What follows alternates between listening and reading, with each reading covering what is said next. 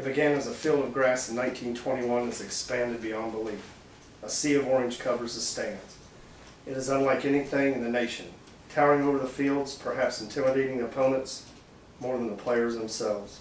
Located in the heart of Knoxville, it's Neyland Stadium, University of Tennessee. Neyland Stadium has expanded immensely over the past several decades. Its history, structure, and fans compared to no other in collegiate campus. Located in the foothills of the Smokies and the banks of the Tennessee River, attending a UT football game at Neyland Stadium is a memorable, exciting experience. From the breathtaking view to the orange and white checkerboard, end zones, and the Rocky Top theme song and the Smoky mascot, dedicated fans come to experience great traditions week after week. I've spent my fair share of time in those bleachers with my family, each one of us decked out in our orange. According to UT Sports, it all began with the completion of the University of Tennessee's first football field in March of 1921 in honor of the first donor, Colonel W.S. Shields, and his wife Alice.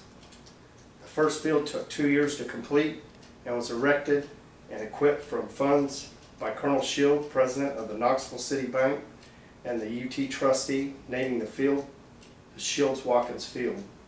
The first game was played on the new field was against Emory and Henry on September 24, 1921. Tennessee won the game 27-0. It originally seated 3,200 on a single-tier grandstand located on the west side of the field. 16 more expansions followed starting in 1926.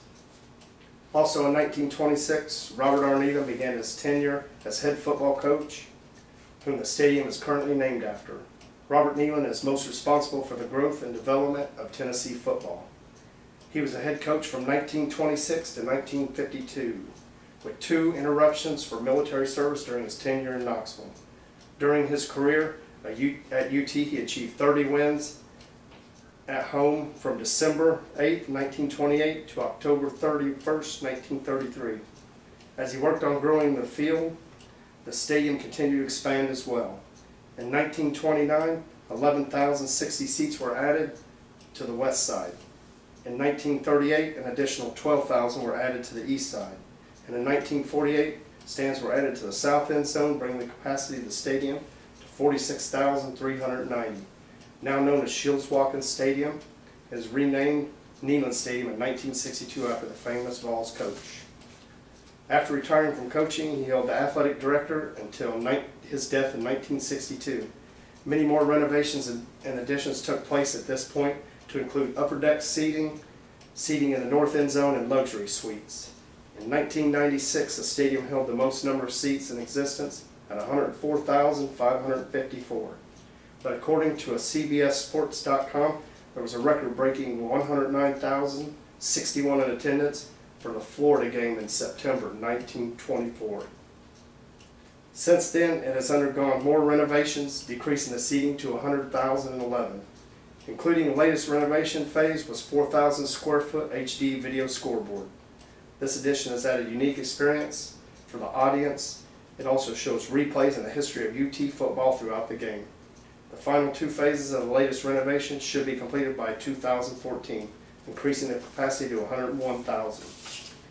Visiting Neyland Stadium and watching the Vols is something everyone in the South, especially in Tennessee, should experience at least once in their lifetime. Neyland Stadium is one of the most well-known stadiums in the sport. It is also known as one of the loudest stadiums with 2 decks of seating, enclosing the entire stadium. According to Bushwood.org, it is currently the 3rd largest stadium behind Michigan and Penn State. Not surprisingly, it has been voted the best college stadium in a poll by Sporting News. It began as a dream of a former football fan, has delighted and entertained and amused millions of fans over the past 90 years.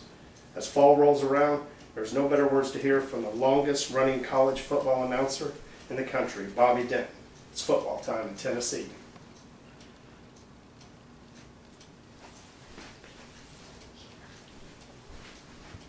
All right, let's see.